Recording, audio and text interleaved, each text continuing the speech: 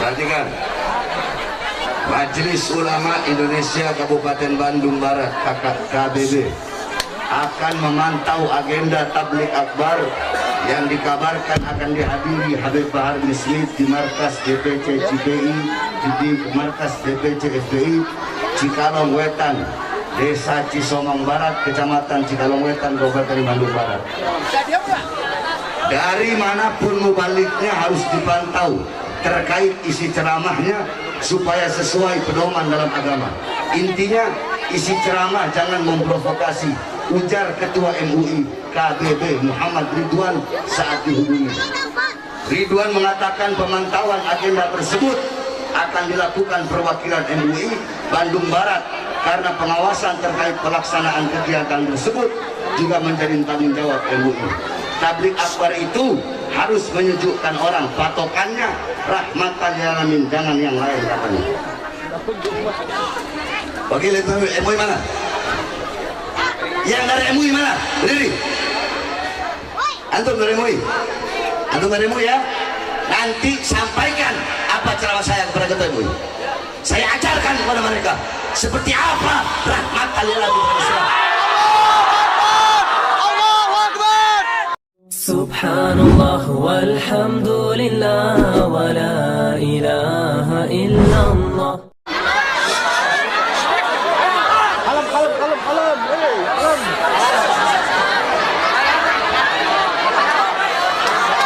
Assalamualaikum warahmatullahi wabarakatuh.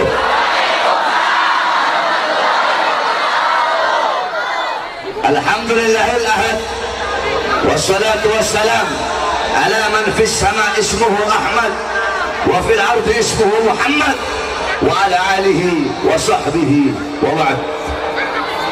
Yang saya cintai, yang saya muliakan, para alim ulama, para habaib, para kiai, para asatid, para tokoh masyarakat, para aparat pemerintah, wabil khusus guru kita Al-Habib Habibana Zaki Al-Idrus, beserta yang saya cintai, yang saya muliakan, segenap panitia daripada peringatan Maulid Nabi besar Muhammad sallallahu alaihi wasallam, beserta seluruh hadirin hadirat, bapak-bapak, ibu-ibu, khususnya para pemuda-pemudi umat baginda Nabi besar Muhammad yang selalu dimuliakan oleh Allah Subhanahu wa taala. Saya sudah bilang berkali-kali, kalau mengundang saya ceramah, saya ini orangnya nggak bisa diatur. Kalau MUI mau ngatur saya ceramah, suruh MUI-nya yang ceramah, jangan saya. Kalau polisi atau tentara atau aparat pemerintah siapapun mau ngatur saya ceramah, jangan saya ceramah. Mereka aja suruh naik atas panggung ceramah sini. Terus MUI bilang ceramahnya harus rahmatan lil alamin. Nanti saya ajarkan MUI seperti apa tuh rahmatan lil alamin. Allahu Akbar. Sayang si Ridwan ini yang ngomong di berita nggak datang sih ketua MUI-nya langsung.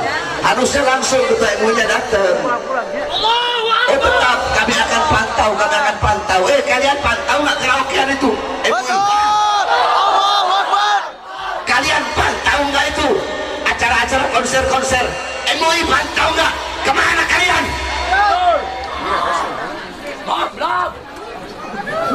Saudara-saudara sekalian, kita duduk di majelis untuk merayakan Maulid Nabi besar Muhammad SAW. Dalam kitab Hawashi Syarwani ala Tuhfatul Muhtaj, bilang ini sama ketua MUI. Dalam kitab Hawashi Syarwani ala Tuhfatul Muhtaj, kitab tersebut adalah hasyiah daripada kitab Tuhfatul Muhtaj Al-Imam Ibnu Hajar Al-Haytami. Kitab Tuhfatul Muhtaj Al-Imam Ibnu Hajar Al-Haytami adalah syarah daripada kitab Minhaj Al-Imam An-Nawawi. Dalam kitab tersebut dikatakan, inna afdalal layali wa lailatul maulidis syarif, thumma lailatul qadar, thumma lailatul jum'ah, thumma lailatul isra. Sesungguhnya malam yang paling utama, malam yang paling mulia, malam yang paling agung adalah malam kelahiran baginda Nabi besar Muhammad sallallahu alaihi wasallam. setelah malam kelahiran Nabi baru malam Lailatul Qadar. Setelah malam Lailatul Qadar baru malam Jumat. Setelah malam Jumat baru malam Isra. Pertanyaannya, kenapa malam Maulid lebih utama daripada Lailatul Qadar? Padahal Lailatul Qadar adalah malam yang lebih utama daripada 1000 bulan. Malam turunnya malaikat, malam turunnya Al-Quran, malam yang begitu mulia. Tapi kenapa malam kelahiran Nabi lebih mulia dan lebih agung daripada Lailatul Qadar? Al-Imam Al-Qastalani radhiyallahu anhu, beliau berkata bahwasanya malam kelahiran Nabi, malam Maulid lebih utama daripada Lailatul Qadar karena 3 sebab, karena 3 perkara. Yang pertama, Lailatul Qadar adalah malam turunnya malaikat, malam adanya malaikat, sedangkan malam Maulid adalah malam adanya Nabi Muhammad, malam lahirnya Nabi, adanya Nabi, lahirnya Nabi sudah tentu jauh lebih mulia daripada adanya dan turunnya malaikat, para malaikat-malaikatnya Allah. Yang kedua, malam Lailatul Qadar adalah anugerah Allah untuk Nabi Muhammad, sedangkan malam Maulid adalah malam lahirnya sosok yang diberikan anugerah tersebut. Berarti kalau bukan karena maulidnya Nabi, tidak akan ada yang namanya Lailatul Qadar. Bahkan Al-Imam Sayyid Muhammad bin Alwi Al-Maliki pernah menukil daripada perkataan Al-Imam Sayyid Muhammad Amin Qutbi radhiyallahu anhu. Beliau berkata, ya Lailatul Itsnin ma ba safahat, wahai malam Senin, apa yang telah menyapamu? Kau begitu mulia, kau begitu agung, kau begitu luhur, kau begitu suci. Wahai malam Senin, engkau menjadi mulia karena dari mula, berawal dari mula hari-hari yang mulia dalam Islam. Karena kalau bukan kelahiran Nabi, kalau bukan karena di awal daripada Maulid Nabi, kalau bukan karena kelahiran Nabi, Maulid Nabi, tidak akan ada hari-hari besar Islam, tidak akan ada Idul Fitri, tidak akan ada Idul Adha, tidak akan ada Nuzulul Quran, tidak akan ada Ramadan, tidak akan ada Lailatul Qadar, tidak akan ada Islam, tidak akan ada iman, tidak akan ada ilmu, tidak akan ada amal, wara, khauf, akhlak, adab, khasyah, zuhud, tidak akan ada qanaah, tidak akan ada amar ma'ruf, nahi munkar, jihad dan lain-lainnya. Kalau bukan itu semua diawali daripada Maulid atau kelahiran baginda Nabi besar Muhammad sallallahu alaihi wasallam. Yang ketiga, saudara-saudara, malam Maulid lebih utama daripada Lailatul Qadar. Kenapa kelahiran Nabi lebih utama daripada Lailatul Qadar? Al-Imam Al-Qastalani radhiyallahu anhu, beliau mengatakan, karena Lailatul Qadar itu rahmat Allah bagi umat Nabi Muhammad saja, rahmat Allah bagi umat Nabi Muhammad saja. Sedangkan adanya Nabi Muhammad, lahirnya Nabi Muhammad itu bukan hanya rahmat Allah bagi umat Nabi Muhammad saja, tapi adalah rahmat Allah bagi seluruh alam semesta. Sebagaimana dalam Al-Quran Allah berfirman, wa ma arsalnaka illa rahmatan lil alamin. Tidak aku utus engkau wahai Muhammad kecuali engkau adalah rahmat bagi seluruh alam semesta. Lailatul Qadar itu hanya rahmat Allah bagi umat Nabi Muhammad saja, sedangkan Nabi Muhammad adalah rahmat Allah bagi seluruh alam semesta, seluruh makhluk, bagi seluruh manusia, bukan hanya umat Nabi Muhammad sallallahu alaihi wasallam. Oleh karenanya kita duduk di sini, bergembira di sini, kita duduk merayakan Maulid. Kenapa? Karena bergembira dengan rahmat Allah Subhanahu wa taala. Sebagaimana dalam Al-Qur'an Allah berfirman, "Qul bi fadlillah wa bi rahmati fabidzalika falyafrahu." Katakanlah, dengan karunia Allah dan dengan rahmat Allah, maka dengan karunia dan rahmat tersebut falyafrahu, hendaklah mereka bergembira.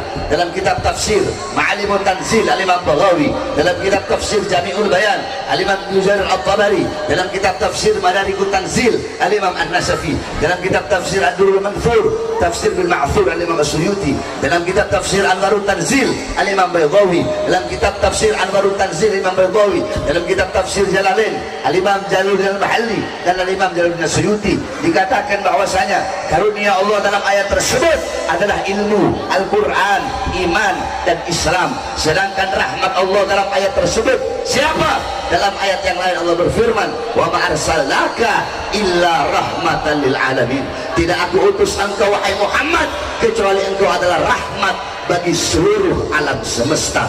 Nah, dengan adanya Islam, iman, ilmu dan Al-Quran sebagai karunia Allah, dan dengan adanya Nabi Muhammad sebagai rahmat Allah, falyafrahu, maka hendaklah kita bergembira, hendaklah kita berbahagia dengan adanya baginda Nabi besar Muhammad sallallahu alaihi wasallam sebagai rahmat Allah yang paling besar, sebagai rahmat Allah yang paling agung. Saudara-saudara sekalian yang dimuliakan oleh Allah Subhanahu wa taala, MUI bilang Habib Bahar bahas rahmat lil alamin, baik, akan saya bahas rahmat lil alamin. Saudara-saudara, Nabi Muhammad diutus oleh Allah untuk membawa rahmat bukan hanya bagi umatnya saja, tapi untuk seluruh makhluk. Sampai-sampai Rasulullah berkata, irhamu man fil ardi yarhamkum man fis sama. Sayangilah, cintailah apa-apa yang ada di muka bumi, maka kalian akan disayangi dan dicintai oleh apa-apa yang ada di langitnya Allah Subhanahu wa taala. Saudara-saudara, apa-apa yang ada di bumi, Nabi Muhammad SAW menyampaikan bukan cintailah sesama kalian yang beriman, cintailah sesama kalian yang Islam, bukan hanya itu, atau cintailah kalian sesama manusia, bukan, tapi Nabi Muhammad mengatakan irhamu man fil ard, cintailah, sayangilah apa saja, siapapun yang ada di muka bumi ya Allah. Ketika engkau sayangi, ketika engkau cintai, maka apa-apa yang ada di langit akan menyayangimu, apa-apa yang ada di langit akan mencintaimu. Itu salah satu bentuk kecil daripada rahmat, daripada kasih sayang baginda Nabi besar Muhammad sallallahu alaihi wasallam. Ada sebuah hadis yang dimana Rasulullah sallallahu alaihi wasallam bersabda, man ada dhimmiyan faqad adani. Barang siapa seorang muslim yang menyakiti kafir zimmi, memusuhi kafir zimmi, maka sama seperti dia memusuhiku. Kafir zimmi adalah orang kafir yang tinggal di mayoritas muslim, namun dia hidup dengan damai dan tidak memerangi Islam. Itu kafir zimmi. Kalau ada yang memusuhinya, kata Rasulullah, sama seperti dia memusuhiku. Dalam hadis yang lain Rasulullah berkata lagi, man qatala mu'ahadan lam yarih raihatal jannah. Barang siapa seorang muslim yang membunuh orang kafir yang memiliki perjanjian damai dengan umat Islam, ini orang kafir, dia damai dengan Islam, tapi si Islam membunuh dia, maka si muslim yang membunuh tidak akan pernah mencium bau surga.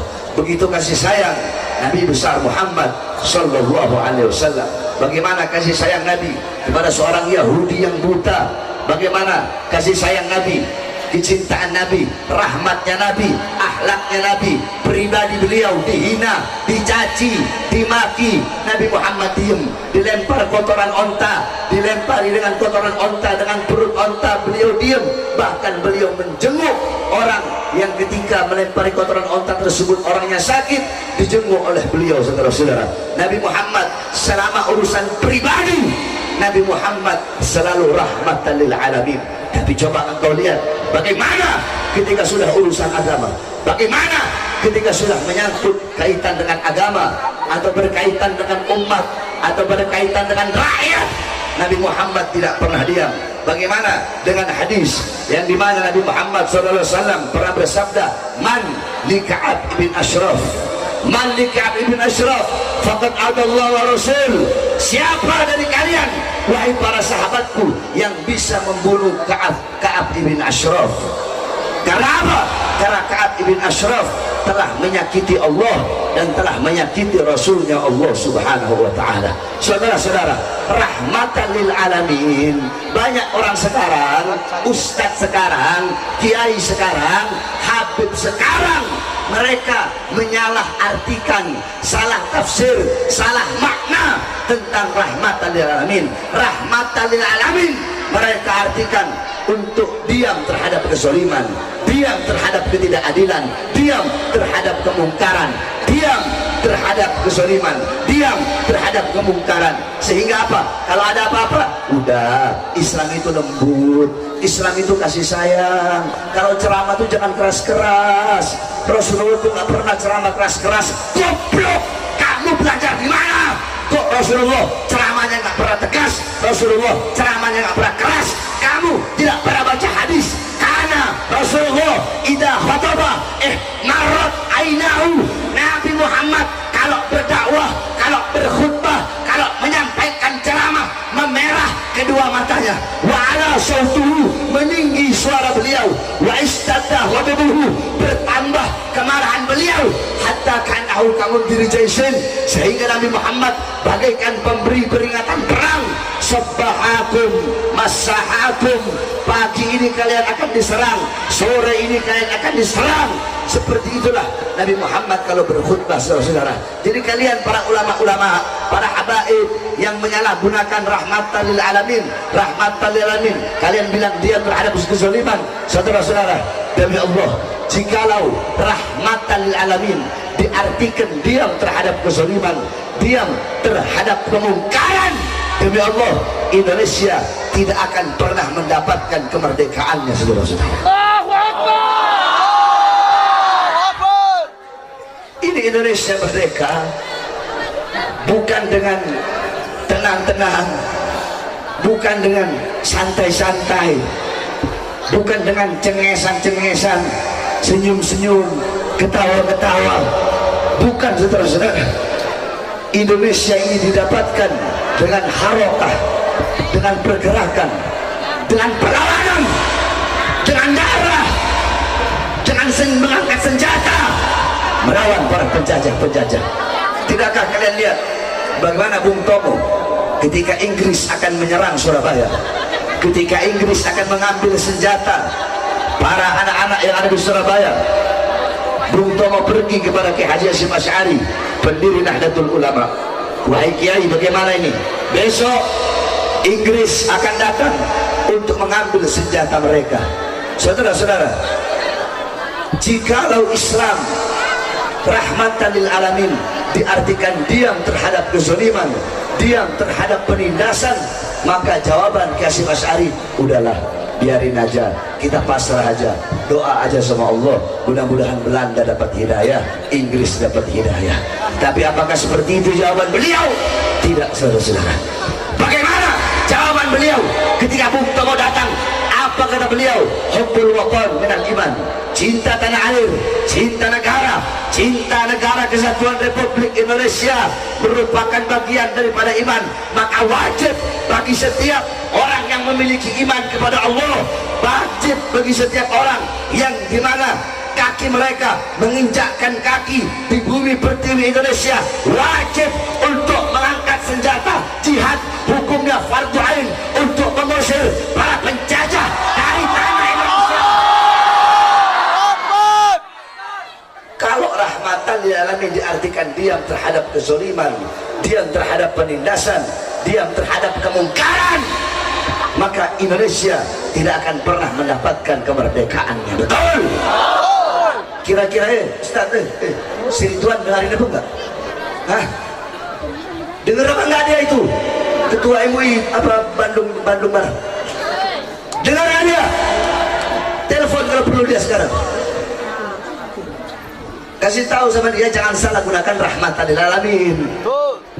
Rahmatan lil alamin itu bukan diam terhadap kezaliman, bukan diam terhadap kemungkaran. Betul? Jadi Ustaz kok goblok amat? Biadab. Jadi kiai kok goblok banget sih? Biadab. Pakai mengajar-ngajarin kita orang ini mondok 18 tahun. Jadi nggak usah diajar-ajari masalah rahmatan lil alamin. Betul? Jangan ajarkan kita tentang nasionalisme. Betul? Kita ini ahlus sunnah wal jamaah, ahlus sunnah wal jamaah, akidah Asy'ari, Maturidi, mazhab Syafi'i. Kita orang tahu, kita belajar, haram, tidak boleh melawan pemerintah yang sah. Betul? Tidak boleh melawan atau menjatuhkan pemerintah yang sah. Betul? Yang kita lawan bukan pemerintahnya.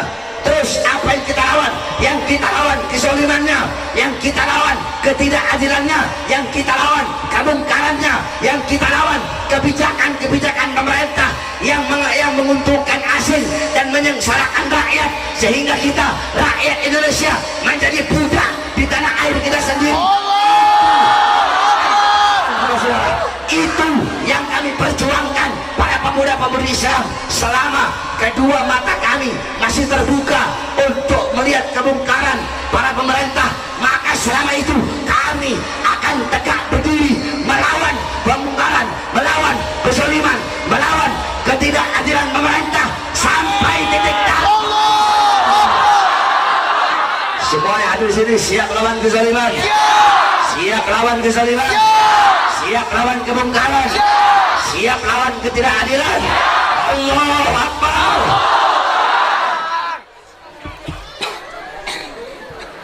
Jadi awas, jangan-jangan saya ini makin dicegah makin jadi. Jangan ngatur-ngatur saya. Jangan. Kalau nggak tahu apa-apa tentang saya, penting diem. Jangan pakai mau ngomong-ngomong ke panitia mau ini apa, jangan. Betul.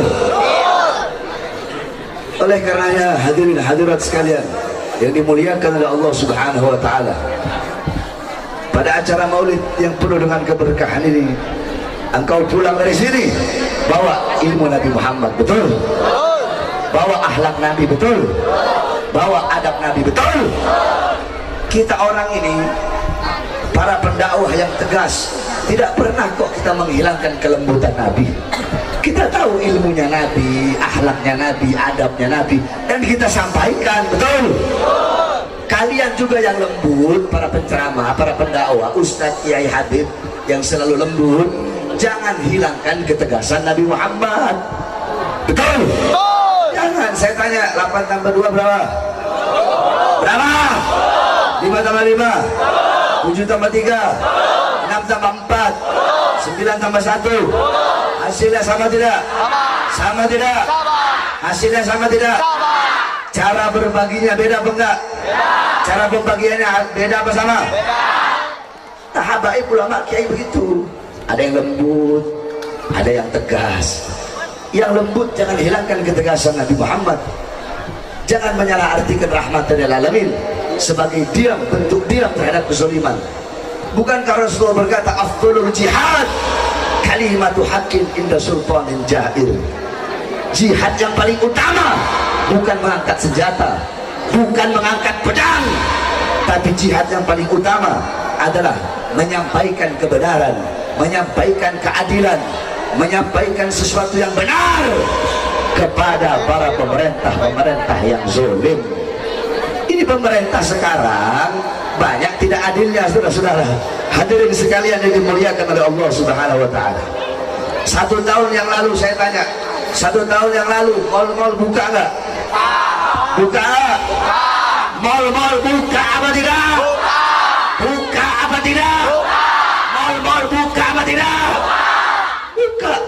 Tenaga kerja dari asing dikirim terus tidak? Dikirim terus tidak? Dikirim apa tidak? Tahun kemarin ada seseorang anak cucu Rasulullah, dalam tubuhnya mengalir darah Nabi Muhammad. Beliau membuat acara maulid Nabi untuk memuliakan, mengagungkan hari kelahiran kakek beliau. Akan tetapi karena beliau melalaikan maulid, karena beliau melaksanakan acara maulid, beliau dimasukkan penjara, beliau ditahan, 6 muridnya dibantai, disiksa, 6 murid pengawalnya dibunuh, rekening keluarganya diblokir, beliau tangan suci yang mengalir darah Rasulullah diborgol bagaikan koruptor. Tangan beliau diborgol, saudara-saudara, bagaikan penjahat besar, padahal beliau masuk penjara hanya gara-gara melaksanakan acara maulid kakeknya Rasulullah SAW. Demi Allah, tidak ada di dalam sejarah dunia, dalam sejarah muka bumi, apalagi Indonesia yang mayoritas Ahlus Sunnah wal Jamaah, tidak ada satupun habib yang ditangkap, yang dimasukkan penjara karena merayakan maulid, kecuali ada Habib Rizik bin Husain bin Syihab.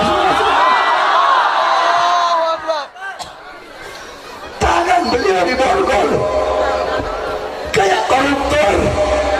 Koruptor dibiarkan, saudara. Koruptor tangannya telah diborgol. Beliau masuk penjara karena merayakan maulid, tangannya diborgol bagaikan koruptor, bagaikan gembong narkoba, bagaikan penjahat besar, bagaikan mafia besar. 6 pengawalnya dibantai, kukunya dilepas, ditembak, kemaluannya dibakar. Saya tanya, adil apa tidak? Adil apa tidak? Zalim apa tidak? Zalim apa tidak? Zalim apa tidak? Itu yang kita lawan, saudara. Itu yang kita sampaikan. Hei, ingat kalian para pemerintah, kami bangsa Indonesia, kami rakyat Indonesia. Saya tanya, kita yang ada di sini rakyat atau bukan? Kita rakyat atau bukan? Masyarakat atau bukan? Kita masyarakat Indonesia, betul? Kita rakyat Indonesia, betul? Saya tanya, seragam mereka dari rakyat atau bukan? Dari rakyat atau bukan? Dari rakyat atau bukan? Mobil dinas mereka dari siapa? Dari siapa? Jawab yang keras, dari siapa? Rumah dinas mereka dari siapa? Dari siapa? Gaji mereka dari siapa? Semuanya, mulai polisi, tentara, RT, RW, lurah, camat, bupati, wali kota, menteri, presiden, gubernur, kemudian anggota dewan, MUI, seluruh anggota pemerintah, gaji mereka dari kami rakyat, betul? Kami rakyat, kami bangsa Indonesia adalah ibu kandung tentara, ibu kandung TNI, ibu kandung polisi, ibu kandung presiden, ibu kandung para pejabat, ibu kandung para pemerintah. Oleh karenanya, kalian sebagai anak-anak kami, jangan pernah kalian kurang ajar kepada ibu kandung kalian, yaitu kami bangsa dan rakyat Indonesia. Oleh karena saya tanya semuanya, sudah cukup selama ini? Selama 3 tahun umat saya lihat tertidur, saudara-saudara. Selama 3 tahun umat tertidur, para ustadznya, para kiai tertidur. Sekarang saja kalian bangkit kembali. Hei para tokoh-tokoh Islam, hei para pejuang-pejuang Islam, hei singa-singa Allah, hei para ustadz, hei para kiai, hei para habaib, hei para pemuda-pemudi Islam. Sekarang saatnya kalian bangkit. Bangkit untuk agama, bangkit untuk NKRI, bangkit untuk Pancasila, bangkit untuk merah putih, bangkit untuk Bhinneka Tunggal Ika, bangkit untuk membela bangsa dan rakyat Indonesia. Saudara-saudara, NKRI harga mati, betul? NKRI kurang keras, NKRI, NKRI merah putih harga mati, betul? Merah putih, NKRI merah putih, Pancasila, UUD 45, bangsa Indonesia, rakyat Indonesia.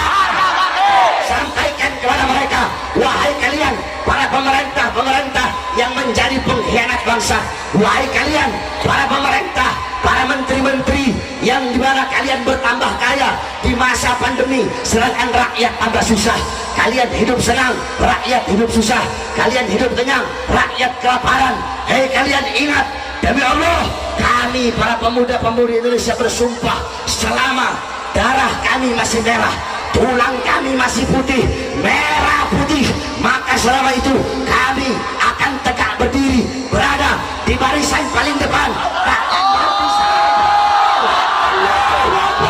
hancur untuk membela negara kesatuan Republik Indonesia. Saudara-saudara, siap berjuang, siap berjuang, siap hancur, siap binasa, siap mati, siap mati, siap hancur. Allahu Akbar, Allahu Akbar, Allahu Akbar. Ketidakadilan di negara ini sudah dipertontonkan dengan nyata, betul? Bukan lagi rahasia-rahasia. Hukum tajam ke kanan, tumpul ke kiri.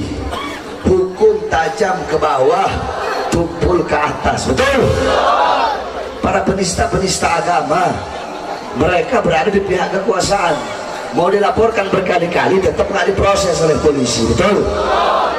Giliran para ulama diproses, diperiksa, dari saksi langsung jadi tersangka, dari tersangka langsung dimasukkan penjara. Adil apa tidak? Adil apa tidak? Adil apa tidak? Oleh karenanya hadirin sekalian, Saya ini Bahar bin Smith, nggak ada kata kapok, nggak ada kata lelah. Kamu pikir saya berjuang untuk diri saya? Hah?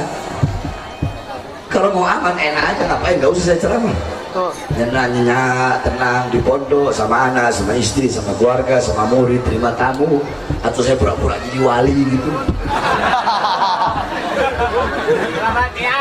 Kan ada Habib yang pura-pura wali. Banyak. Tapi tidak, saudara-saudara. Saya ambil resiko itu. Walaupun saya tahu harus dipenjara, minimal dipenjara, maksimalnya saya mati dibunuh. Entahkah diracun, entahkah dipotong-potong tubuh saya menjadi beberapa bagian sampai hilang, entahkah dibunuh, dibuang kemana, wallah alam saya nggak tahu. Tapi itu adalah risiko daripada perjuangan.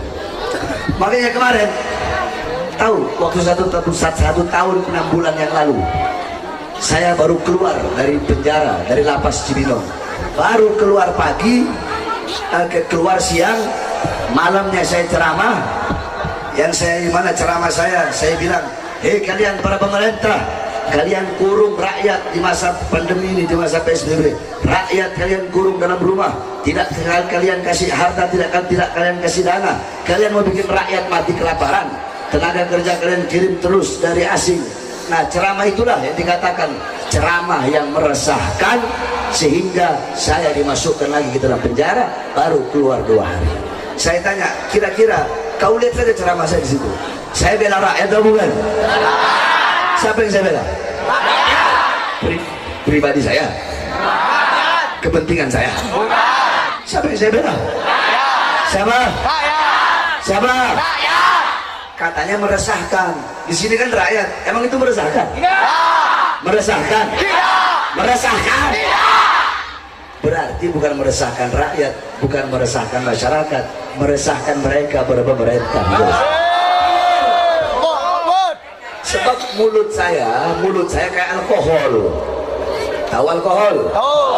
Alkohol kalau kena kulit ada luka, kena alkohol sakit gak? Sakit gak? Tapi kalau kulit nggak ada alkohol, kulit nggak ada luka, kena alkohol, dingin nggak? Dingin nggak? Berarti pemerintah kalau ada sesuatu yang rusak, sesuatu yang bobrok dalam sistemnya, kena kata-kata saya, kena lidah saya, merasakan sakit ya. Tapi kalau nggak ada apa-apanya, ya nggak bakal merasa sakit, biasa-biasa saja. Betul? Betul. Makanya bagi saya, ya Allah ya Rabb, saya mau ambil terima semua risiko itu, bukan untuk diri saya. Kenapa? Demi kalian, sebagai umat kakek saya Rasulullah SAW. Saya berani terima risiko itu demi bangsa, demi rakyat, demi Indonesia. Yang penting rakyat sejahtera, yang penting rakyat makmur. Biarkan nggak apa-apa saya hancur, biarkan nggak apa-apa saya binasa. Saudara-saudara, bagi Bahar bin Smith, jangankan cuma di penjara, jangankan cuma masuk penjara, demi bangsa, demi rakyat, khususnya demi agama, demi Indonesia, jangankan cuma di penjara, demi negara kesatuan Republik Indonesia, demi bangsa, demi rakyat, demi Merah Putih, demi Garuda, demi Indonesia, jangankan cuma di penjara, nyawa saya, jiwa saya, darah saya murah untuk jatuh.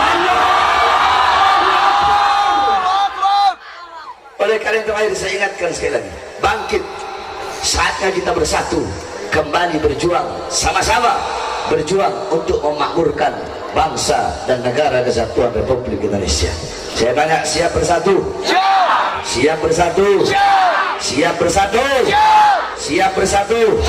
Siap kembali berjuang? Siap berada di bawah komando Habib Rizik? Siap berada di bawah komando Habib Rizik? Jangan siap-siap cuma di mulut, jangan siap-siap cuma dicongor. Giliran dengar ada 6 syuhada ditembak sama polisi, langsung mentalnya turun semua. Harusnya dengan wafatnya 6 syuhada, dengan wafatnya 6 pengawal, 6 laskar FBI, itu jangan jadikan air untuk memadamkan semangat kalian.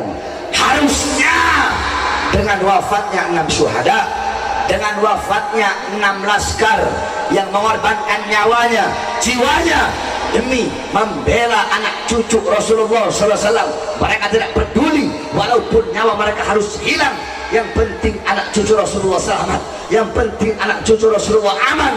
Itu baru namanya cinta. Nah, dengan adanya kejadian wafatnya 6 syuhada tersebut, jangan jadikan air yang memadamkan semangat juang kalian. Harusnya kisah wafatnya 6 syuhada, 6 laskar FPI yang membela Habib Rizik, jadikan mereka sebagai batu bara, sebagai bara api yang menjadi api yang menambah semangat juang kalian untuk membela anak cucu Rasulullah SAW.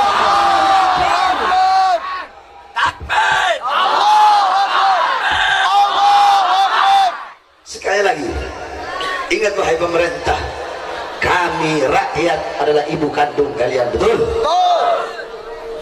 Uang kalian, senjata kalian, tank kalian, pesawat tempur kalian dari keringat kami para rakyat, betul? Yang beli tank pakai uang mana? Uang negara. Uang negara dari mana? Dari mana? Beli pesawat dari negara. Uang negara dari mana? Beli senjata, baik polisi ataupun tentara. Beli water cannon, polisi, tentaranya beli tank. Itu uang dari negara. Negara uang dari mana? Dari mana? Beli tank, beli pesawat, beli kapal tempur, beli senjata, itu untuk menjaga kedaulatan Indonesia, untuk menjaga perbatasan-perbatasan Indonesia dari cengkraman-cengkraman negara asing, betul? Untuk menjaga keutuhan negara kesatuan Republik Indonesia, betul? Untuk melawan para kelompok-kelompok separatis, para kelompok-kelompok yang ingin memisahkan diri, yang ingin membuat negara sendiri atau melepaskan diri dari Indonesia, betul? Jadi negara beli tank itu buat perang, bukan buat nurunin baliho.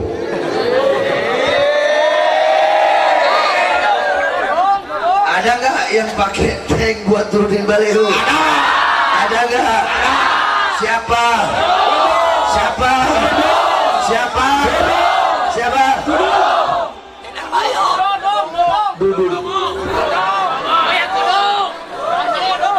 Jenderal Baliho. Naik, sekarang udah 4 bintangnya. Dulu cuma 2. Gara-gara Baliho, kayak loncat. Jadi 4, saudara-saudara. Sama ormas Islam galak. Wow, apa itu FPI? Bubarkan saja itu FPI. Sama Habib Rizik, nggak manggil Habib. Apa itu Rizik itu? Sok jagoan Rizik itu. Wow. Giliran sama OPM takut.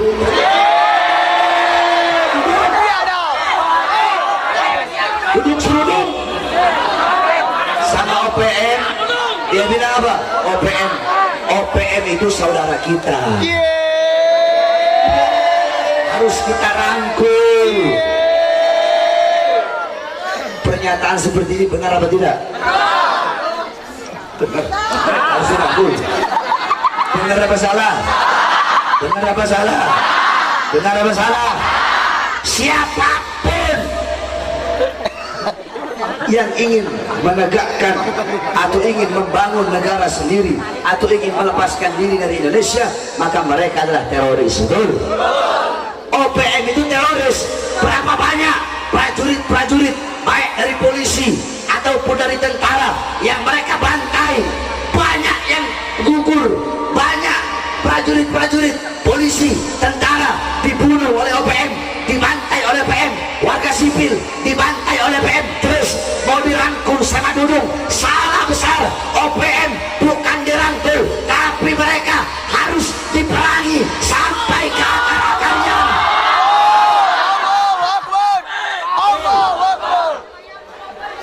Jadi kalau yang begini-begini ini harus kita tegur.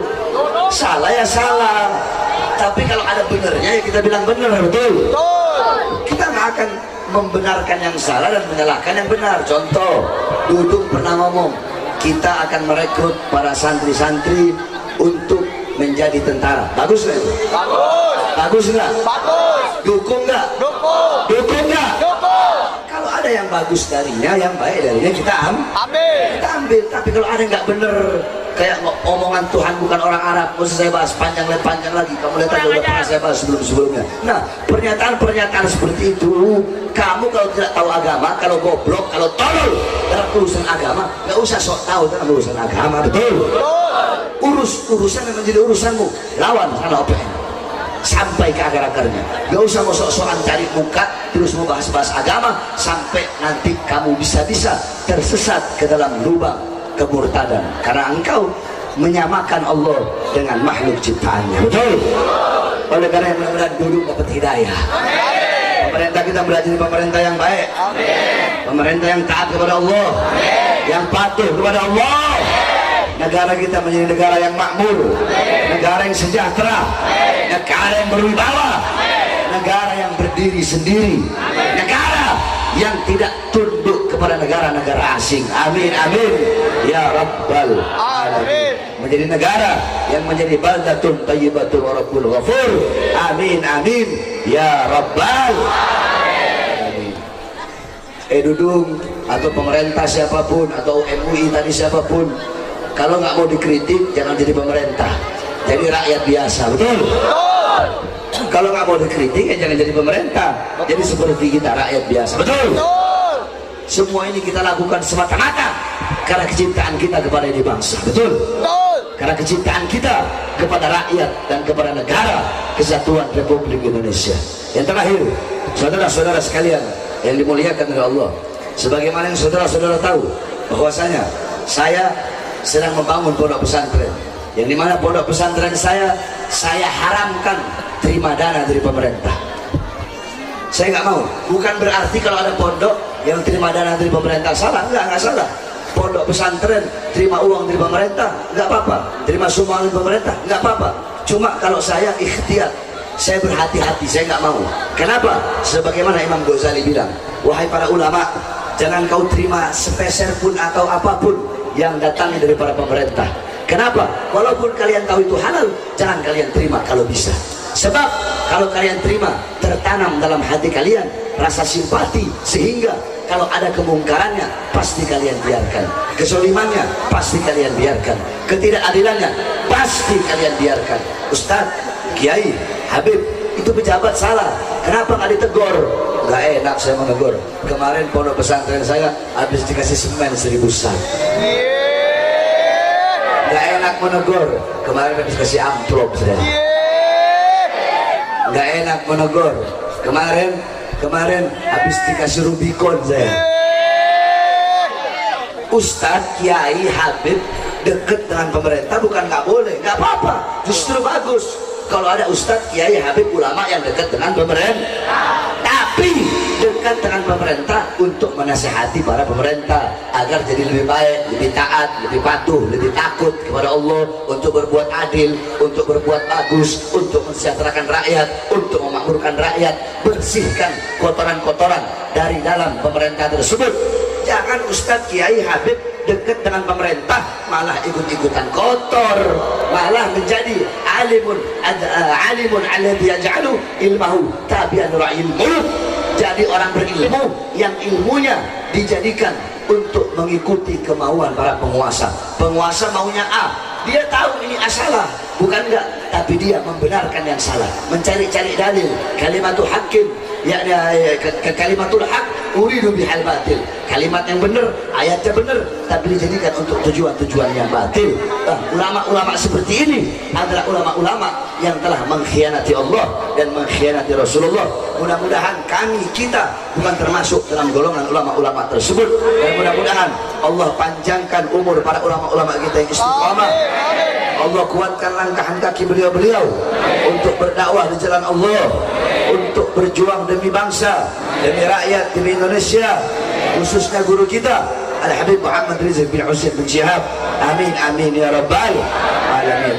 Ya, jadi nanti Habib Basim Al-Habsyi beliau menyanyikan mars prajurit pembela Rasulullah. Nanti jamaah keluarkan harta di jalan Allah. Ingat, tidak ada harta yang bisa menyelamatkanmu dalam kubur kecuali harta yang dikeluarkan di jalan Allah Subhanahu wa taala. Mudah-mudahan Allah selamatkan kita semua dari azab dunia dan azab akhirat. Amin amin rabbal alamin. Sekaligus nanti kita doakan saudara-saudara kita yang sedang dilanda musibah di Semeru. Mudah-mudahan yang wafat, yang meninggal, Allah Subhanahu wa taala terima segala amal ibadahnya. Yang sakit, yang terluka, cepat Allah pulihkan. Amin amin ya rabbal. Prajurit pembela Rasulullah, untuk agama